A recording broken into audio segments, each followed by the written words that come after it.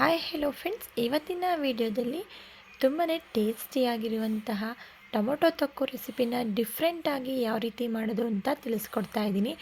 ಈ ಟೊಮೊಟೊ ತೊಕ್ಕನ್ನ ಮಾಡ್ಕೊಂಡು ತಿಂತಾ ಇದ್ದರೆ ನಾನ್ ವೆಜ್ನೇ ಮರ್ತುಬಿಡ್ತೀರಾ, ಅಷ್ಟು ಸೂಪರಾಗಿರುತ್ತೆ. ನಾನ್ ವೆಜ್ ಗ್ರೇವಿಗಿಂತ ಈ ಟೊಮೊಟೊ ತೊಕ್ಕು ತುಂಬಾ ಟೇಸ್ಟಿಯಾಗಿರುತ್ತೆ.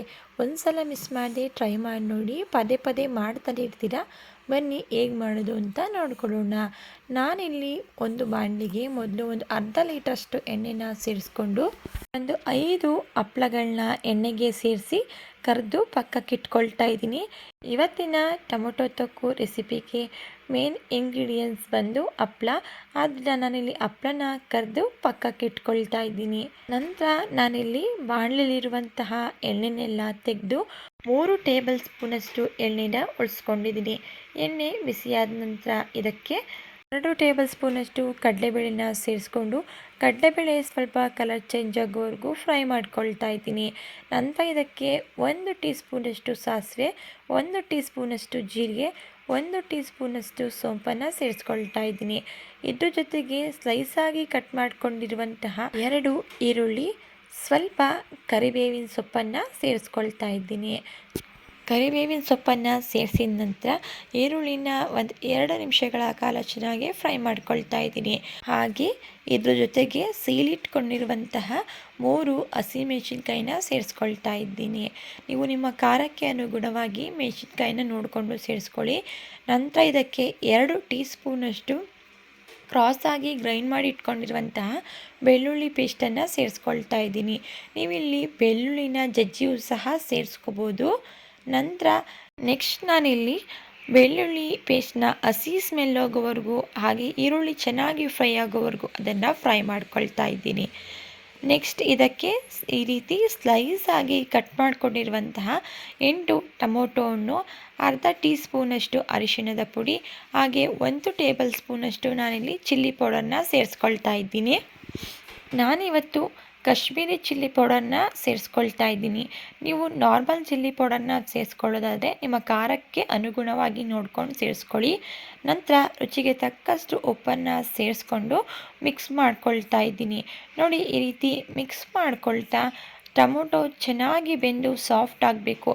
ಅಲ್ಲಿವರೆಗೂ ಒಂದು ಪ್ಲೇಟನ್ನು ಕ್ಲೋಸ್ ಮಾಡಿ ಮಧ್ಯದಲ್ಲಿ ತಿರುಗಿಸ್ಕೊಂಡು ಟೊಮೊಟೊನ ಚೆನ್ನಾಗಿ ಫ್ರೈ ಮಾಡ್ಕೊಳ್ತಾ ಇದ್ದೀನಿ. ನೋಡಿ, ಈಗ ಟೊಮೊಟೊ ಕೂಡ ತುಂಬ ಚೆನ್ನಾಗಿ ಬೆಂದು ಸಾಫ್ಟಾಗಿ ಎಣ್ಣೆ ಬಿಟ್ಕೊಂಡಿದ್ದೆ. ನೀವೇ ಇಲ್ಲಿ ನೋಡ್ಬೋದು, ಟೊಮೊಟೊನ ಕಟ್ ಮಾಡ್ಕೋಬೇಕಾದ್ರೆ ತುಂಬ ತೆಳುವಾಗಿ ಸ್ಲೈಸಾಗಿ ಕಟ್ ಮಾಡ್ಕೋಬೇಕಾಗುತ್ತೆ. ನಂತರ ಇದಕ್ಕೆ ಒಂದು 100 ml ನೀರನ್ನು ಸೇರಿಸ್ಕೊಳ್ತಾ ಇದ್ದೀನಿ. ನೀರನ್ನು ಸೇರಿಸ್ಕೊಂಡಿದ ನಂತರ ಒಮ್ಮೆ ನೀಟಾಗಿ ಮಿಕ್ಸ್ ಮಾಡಿಕೊಂಡು ಇದಕ್ಕೆ ಉಪ್ಪು ಖಾರ ಏನಾದರೂ ಕಮ್ಮಿ ಇದ್ದರೆ ಒಂದು ಸಲ ನೋಡಿ ಅಡ್ಜಸ್ಟ್ ಮಾಡ್ಕೊಳ್ಳಿ. ನಾನಿಲ್ಲಿ ಸ್ವಲ್ಪ ಉಪ್ಪು ಕಮ್ಮಿ ಅನಿಸ್ತು, ನಾನು ಉಪ್ಪನ್ನು ಸೇರಿಸ್ಕೊಳ್ತಾ ಇದ್ದೀನಿ. ಉಪ್ಪನ್ನು ಸೇರಿಸಿದ ನಂತರ ಒಂದು ಸಾರಿ ನೀಟಾಗಿ ಇದನ್ನು ಮಿಕ್ಸ್ ಮಾಡಿಕೊಂಡು ಪ್ಲೇಟನ್ನು ಕ್ಲೋಸ್ ಮಾಡಿ ಒಂದು 3 ನಿಮಿಷಗಳ ಕಾಲ ಮೀಡಿಯಮ್ ಫ್ಲೇಮ್ನಲ್ಲಿ ಇದನ್ನು ಚೆನ್ನಾಗಿ ಕುದಿಸ್ಕೊಳ್ತಾ ಇದ್ದೀನಿ. ಈಗ ಚೆನ್ನಾಗಿ ಕುದಿ ಬಂದಿದೆ, ನೀವೇ ಇಲ್ಲಿ ನೋಡ್ಬೋದು.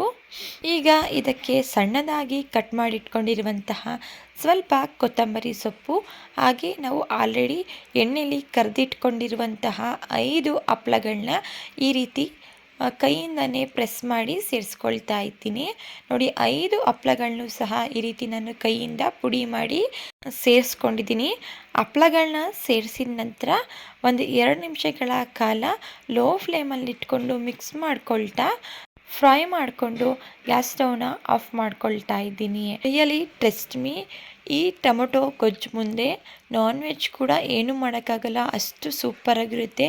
ಒಂದು ಸಲ ಮಿಸ್ ಮಾಡದೆ ಟ್ರೈ ಮಾಡಿ ನೋಡಿ, ಪದೇ ಪದೇ ಮಾಡ್ತಾನೆ ಇರ್ತೀರ, ಅಷ್ಟು ಸೂಪರಾಗಿರುತ್ತೆ. ಓಕೆ ಫ್ರೆಂಡ್ಸ್, ಈಗ ರೆಡಿಯಾಗಿರುವಂತಹ ಟೊಮೊಟೊ ತೊಕ್ಕನ್ನ ನಾನಿಲ್ಲಿ ಒಂದು ಬೌಲ್ಗೆ ಸರ್ವ್ ಮಾಡ್ಕೊಳ್ತಾ ಇದ್ದೀನಿ. ಟೇಸ್ಟಲ್ಲಿ ಯಾವುದೇ ರೀತಿಯ ಕಾಂಪ್ರಮೈಸ್ ಇರೋದಿಲ್ಲ, ಅಷ್ಟು ಸೂಪರಾಗಿರುತ್ತೆ. ಟ್ರೈ ಮಾಡಿ, ಹಾಗೆ ಹೇಗೆ ಬಂತು ಅಂತ ಹೇಳಿ ಕಮೆಂಟ್ಸ್ ಮಾಡೋದನ್ನು ಮರಿಬೇಡಿ. ಓಕೆ ಫ್ರೆಂಡ್ಸ್, ಇವತ್ತಿನ ಟೊಮೊಟೊ ತೊಕ್ಕು ರೆಸಿಪಿ ನಿಮಗೆ ಇಷ್ಟ ಆಗಿದೆ ಅಂತ ಭಾವಿಸ್ತಾ ಇದ್ದೀನಿ. ಇಷ್ಟ ಆಗಿದರೆ ಪ್ಲೀಸ್ ರೆಸಿಪಿಗೆ ಒಂದು ಲೈಕ್ ಮಾಡಿ, ಹಾಗೆ ದಯವಿಟ್ಟು ಚಾನಲ್ನ ಸಬ್ಸ್ಕ್ರೈಬ್ ಮಾಡ್ಕೊಳ್ಳಿ.